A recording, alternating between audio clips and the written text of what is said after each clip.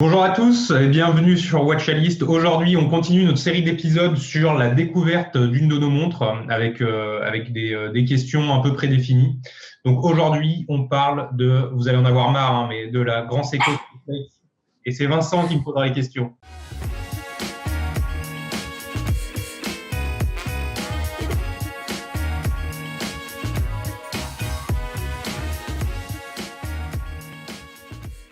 C'est ça, aujourd'hui Deep Dive dans la Grand Seiko Snowflake. Ouais, je l'ai là dans ma main. Vous en avez déjà entendu parler sur la chaîne, mais voilà, ceux qui en ont pas entendu parler, vous allez pouvoir la découvrir et voir ce qui me marque à propos de cette montre. Tout à fait. Alors, première question, Florent, la première fois que tu as entendu parler de cette montre? Alors, c'était très tôt, au moment où je commençais à m'intéresser à l'horlogerie, à découvrir les marques, en fait, les grands acteurs, les Gégère Lecoutre, les Longines, voilà, toutes ces marques. En fait, dans cette liste-là est venu Grand Seiko. Donc, je connaissais Seiko de nom. Et Grand Seiko est venu. En fait, c'était à l'époque où Grand Seiko commençait à se faire un nom dans la haute horlogerie. Et c'est donc à ce moment-là que j'ai voilà dans la liste des marques je crois à suivre, à surveiller ou alors des meilleures montres de l'année 2000 je sais plus 18 quelque chose comme ça 19 j'ai vu Grand Seiko et étant donné que leur modèle phare ça était et c'est encore la Snowflake, voilà, c'est comme ça que je suis tombé dessus la première fois. Ok. Donc, Allez, voilà. tu as 30 secondes. T'as 30 secondes pour nous présenter la montre. C'est parti.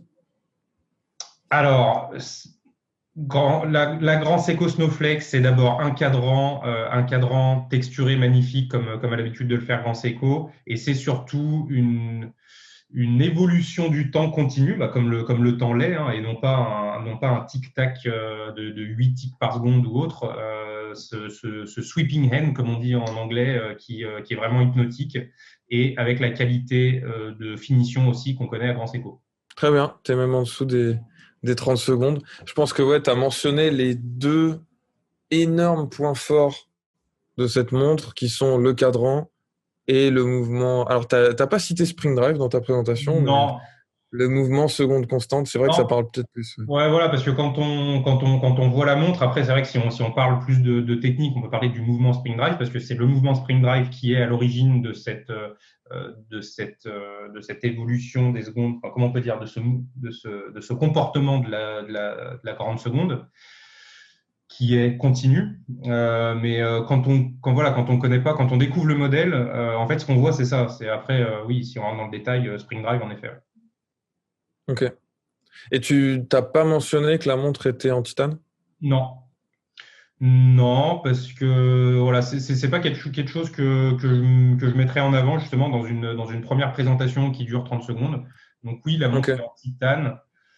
Le titane, c'est quelque chose qui est vraiment bien, puisque tu l'évoques, c'est quelque chose qui peut rebuter les personnes qui recherchent une première montre de luxe en bracelet acier.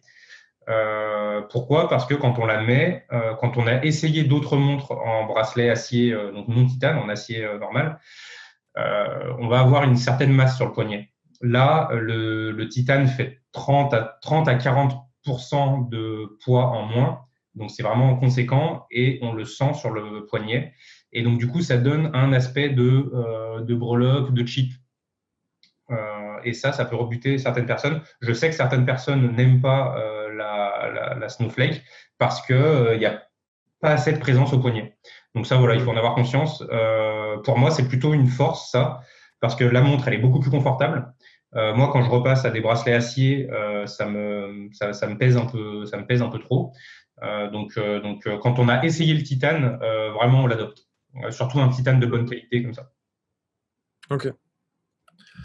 La première chose qui t'a frappé en voyant la montre? La première chose qui m'a frappé en voyant, donc la première fois que je l'ai vu en vrai, j'avais déjà vu beaucoup de photos et de vidéos sur le cadran, sur la finition du cadran, donc le snowflake qui fait un peu parchemin, voilà, cette texture. Donc c'est pas ça qui m'a frappé parce que ça, je l'avais beaucoup vu. la première chose qui m'a frappé, les finitions aiguille index. Parce que sur les vidéos, on voit, en fait, sur les vidéos, souvent la lumière est, euh, est fixe. Donc, du coup, on voit que c'est des belles finitions, que c'est bien fini, que c'est polymiroir parfaitement, etc. Mais quand on la voit en vrai et que du coup, on la fait bouger et qu'on a des sources de lumière, étant donné que la montre bouge, qui sont différentes, qui sont mouvantes, on voit comment les index et les aiguilles répondent à la lumière grâce à leur finition incroyable. Donc c'est ça qui m'a frappé. Ok. Ok. Moi, c'est la première fois que je l'ai vu en photo et en vrai. Les deux choses où j'ai vraiment focus, c'était la finition du cadran, quoi. L'aspect un peu neige qui vient de tomber avec les petits reliefs. Là, c'était même en vrai, j'ai quand même énormément buggé là-dessus à regarder ça avec Ouais, attention. et en plus, en vrai, c'est mieux parce que les photos stock, sûrement dans la vidéo, tu mettras une photo, ça fait assez terne. En vrai, c'est vrai que c'est pas le même rendu, justement, ça joue un petit peu avec la lumière, alors moins qu'un cadre ensoleillé, mais en fonction aussi de la lumière. Là, par exemple, je suis dans une pièce où il y a assez peu de lumière, enfin, qui est pas soumise à la lumière directe. Et là, en fait, le snowflake, il est très léger, on dirait carrément un cadran argent. Alors qu'à la lumière, il va blanchir, il va être blanc, qui est beaucoup plus resplendissant. Donc ça aussi, c'est quelque chose qui est sympa. Ok. Quelle était la décision de design qui aurait pu foirer, mais qui a tapé dans le mille? Clairement, la réserve de marche. Parce que la réserve de marche, on peut se dire que ça casse la symétrie, ce qui est le cas, c'est vrai. Mais en fait, la réserve de marche apporte une finition, un niveau de finition sur le guillochage en fait, qui apporte encore un aspect différenciant à la montre, un aspect supplémentaire en fait que tu as sur la montre, qui est une finition sur quoi 2 millimètres qui s'estompe ensuite en moins d'un millimètre. Voilà, faire une finition comme ça sur 2 millimètres, puis sur, je dirais que ça doit finir à 0,1 millimètre, quoi, de manière aussi précise. C'est quelque chose qui rajoute encore quelque chose de magnifique à cette montre, en fait, en termes de finition. Donc voilà, la Ouais, réserve. c'est vrai que ça rajoute un aspect supplémentaire qui, où tu te dis, OK, il n'y a pas que la finition snowflake du cadran, il y a aussi ces petites réserves de marge qui apportent une dimension en plus, ouais, c'est vrai. Ouais, voilà. On vous met une macro. Si tu changeais quelque chose, si tu avais un truc qui ferait que la montre soit encore meilleure. Enlever la date. Ouais. Moi, je rêve, j'ai cherché, hein, ça existe une version Snowflake sans date. Elle est hyper rare parce qu'elle date du début des années 2000, au début des Snowflakes. Euh, Mhm. mais ça existe. En plus, c'est pas elle est moins bien parce que c'était l'époque où tu avais le C'est Seco, le logo Seco, ouais. Ouais. Seco et en bas marqué Grand Seco. Moi, je trouve que la SBGA 211 maintenant, qui est avec le logo Grand Seco en haut, elle est beaucoup mieux. Donc il n'en existe pas de ce type-là sans date. Moi, je rêve de voir une Snowflake no date. Peut-être que ça sera moins bien, mais moi, j'aimerais bien en voir une voilà, pour pouvoir comparer. Donc, moi, je pense que ça serait intéressant. Et si j'avais quelque chose à changer, ça serait vraiment que ça, quoi. Toutes les montres de la collection, c'est héritage dans la collection de la Snowflake? Comment ils l'appellent? Il y a Euh, élégance, sport et... ouais, c'est dans l'héritage, ouais. Ouais. Ouais, c'est les trois, ouais, c'est héritage. Ouais. Toutes les montres de la collection héritage ont une date, non? Est-ce qu'il y a une héritage sans date? Je suis pas sûr. Je sais pas. Pour moi, enfin, de ce que... Déjà, dans élégance, il y en a pas mal avec des dates, mais les seules sans date que j'ai vues, c'était dans la collection élégance, des montres justement élégantes. Et collection héritage, elles avaient toutes... voire quasiment toutes un bracelet en métal et une date, quoi. Si on veut être vraiment puriste sur la montre et dire une montre c'est fait pour donner l'heure et pas pour connaître la date, c'est vrai que on peut apprécier d'avoir une montre sans cette date-là. Mais est-ce que aussi la date n'apporte pas aussi un nouvel aspect, un nouvel endroit où Grand Seiko peut aussi montrer leur capacité à faire des belles finitions? Ouais, c'est sûr un guichet de date, c'est toujours l'occasion voilà, de faire quelque chose de joli, de bien fini, de bien intégré. Hmm. Donc ouais, ça ajoute aussi, moi la date, je suis plutôt partagé parce que je m'en sers aussi, hein, c'est une fonction Ouais. qui est utile. Mais en termes de design pur, j'aimerais bien voir ce que ça donne, quoi. T'as le Ouais. côté pratique et t'as le côté design. Ouais. Voilà, il y a avantage et Après, inconvénients. ouais. Hmm. Pour ce côté design esthétique, c'est vrai que sur ce modèle, comme sur la White Birch qui est sortie il n'y a pas longtemps, ça passe beaucoup mieux que les autres parce que c'est des cadrans blancs. Et donc, date blanche sur cadran blanc, c'est beaucoup plus esthétique que date blanche Ouais, sur cadran bleu, noir ou autre, quoi. ouais, il n'y a pas cette problématique de couleur du disque de date, ouais, c'est vrai. Ouais. Ok. Euh, Est-ce que depuis sa sortie, alors on peut parler des premières grandes séco, hein, et depuis aussi que tu l'as en ta possession, est-ce que cette montre vieillit bien ou est-ce que c'est une montre qui est un peu datée et ou dans ta collection qui un peu peut prendre la poussière parfois? Comment est-ce qu'elle vit? Alors, c'est dans ma collection, c'est vraiment la montre que j'ai le plus portée depuis que j'ai une collection. Et en fait, c'est plutôt l'inverse. En fait, c'est ma montre, on va dire réflexe. Et en fait, c'est plutôt l'inverse. Je dois me forcer entre guillemets à la faire tourner. En fait, si je n'y réfléchissais pas, je porterais qu'elle en fait. Mhm. Donc voilà, ça répond à ta question du coup. Ok. Donc non, c'est tout l'inverse au final. Je Ouais. ne m'en lasse pas.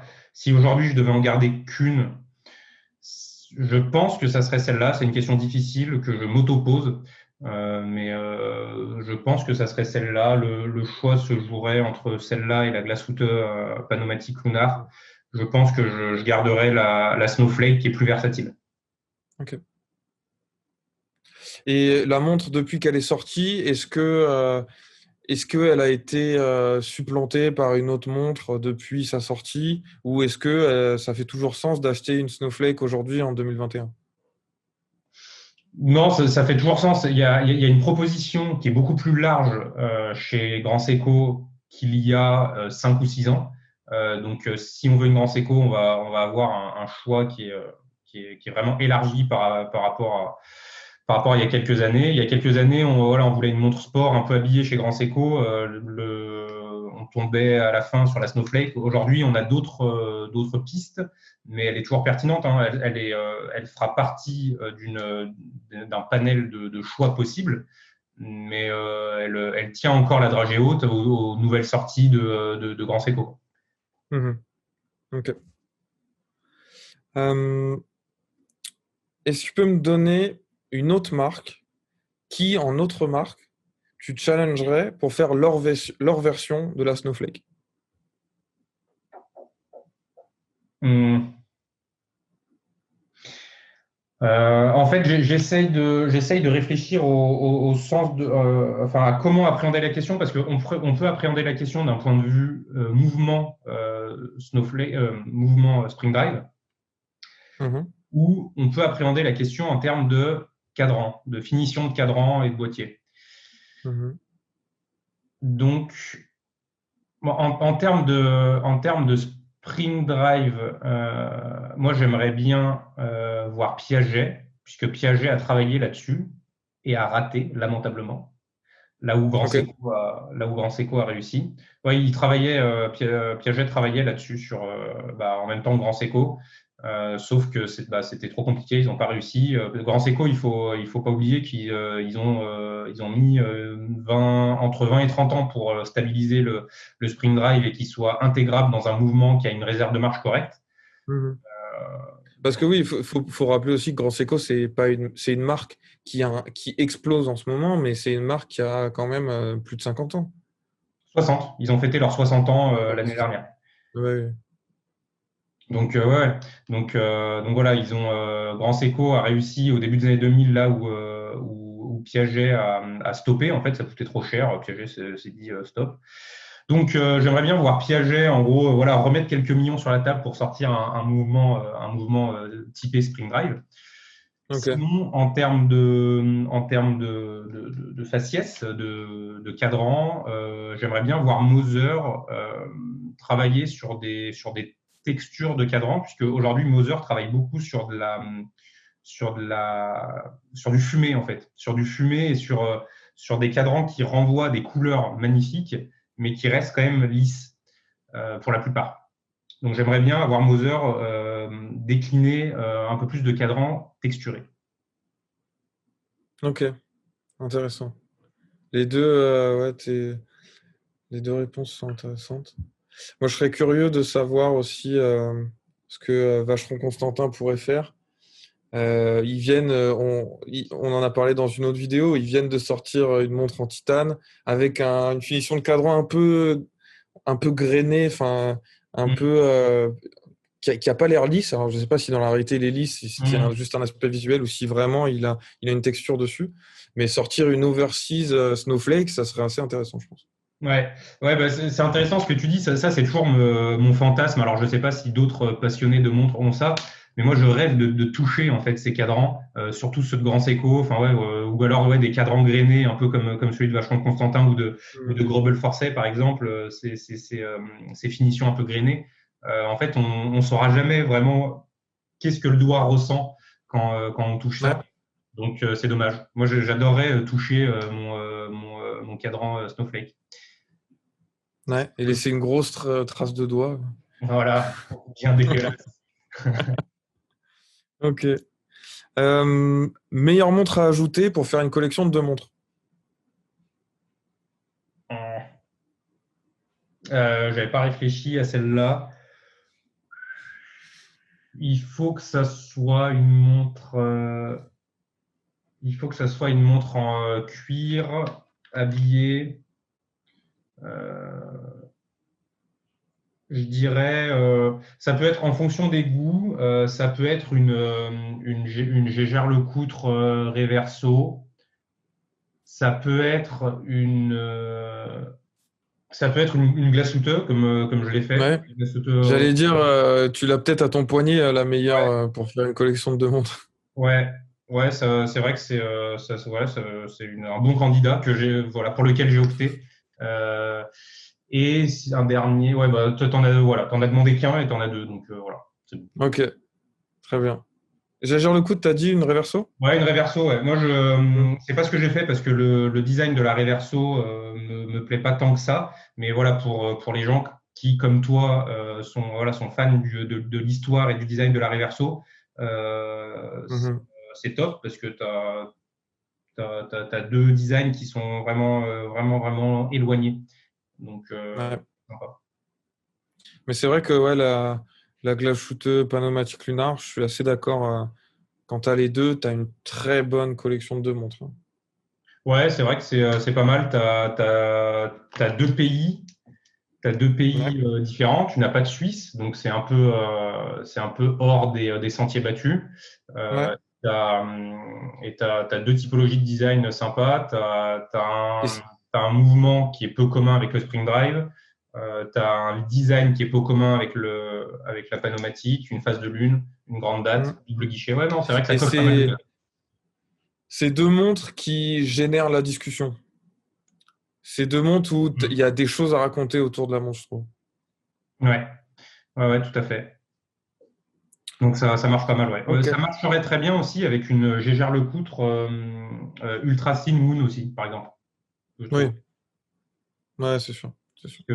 Parce que la glace souteuse est un peu épaisse. Donc si on veut absolument une montre très habillée et fine dans sa collection, ça peut être ça. Mm.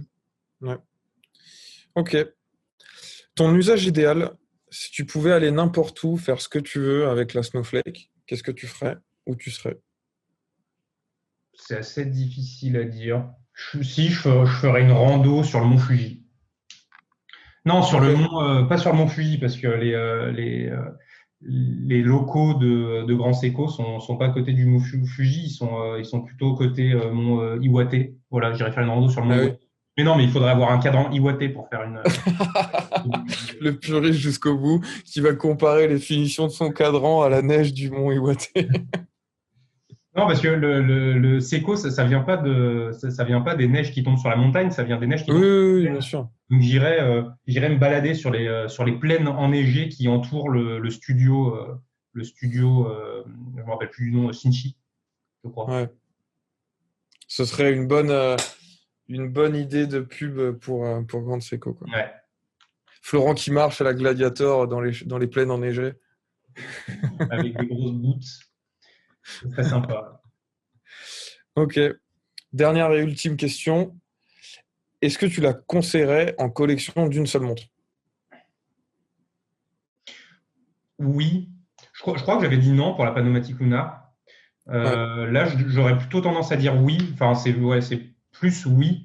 Je pense qu'il y a des meilleures montres pour une collection à une montre, mais clairement, ça fait l'affaire. Ouais, je suis d'accord. Je suis d'accord aussi, elle fait vraiment pas mal l'affaire. Est-ce que c'est facile de changer le bracelet là-dessus? Et est-ce que ça rend bien? J'ai jamais vu trop de photos de Snowflake sur d'autres bracelets. Alors, la réponse à la première question, est-ce que c'est facile? Non. Est-ce que ça rend bien? Ouais, ça Ok. rend bien. Ça se trouve facilement sur Internet des snowflakes avec bracelet Ouais. cuir. Donc, Mais même en la gardant sur le bracelet acier, enfin le bracelet titane, pardon, euh, ça rend pas mal dans énormément de situations. C'est un peu, c'est l'équivalent, enfin, moi je la vois un peu comme l'équivalent de l'Oster Perpetual de Rolex où c'est la montre passe-partout, quoi. C'est ouais, pas une montre tu as une couronne typiquement. vissée, t'as une couronne Ah, vissée voilà. étanche 100 mètres. Ouais, elle tient les cases de la montre sport et elle est Mm. aussi bien élégante. Donc, Que ce soit ouais, à la plage pour faire une randonnée, pour juste au bureau, ça passe nickel. mm. Donc, Alors que des montres plus sportives ne passent peut-être moins dans des contextes plus élégants, casual, que ce soit au bureau ou autre. ouais, avec un costume, c'est très bien. Ouais. Eh bien, merci Florent. On a fait le De tour de rien. ces questions. On espère que ça vous a plu, ça vous en a appris un peu plus sur la grande Seiko Snowflake. Un petit mot pour conclure, Florent? Allez l'acheter. J'espère que vous n'en avez pas marre de m'entendre parler de cette montre. Je fais sa promotion. Non, vraiment, n'hésitez pas. Si le design vous plaît, si vous vous posez des questions sur est-ce que c'est de la bonne qualité, est-ce que ça va me plaire, est-ce qu'elle va tenir le choc du temps, moi, je peux que vous la conseiller. Après, voilà, le choix d'une montre, c'est un choix qui reste personnel. Moi, mon expérience avec, elle est ultra positive. Très bien. Eh bien, merci Florent. Merci à tous d'avoir regardé cette vidéo. N'oubliez pas de vous abonner et à la prochaine. À bientôt. Ciao! Salut.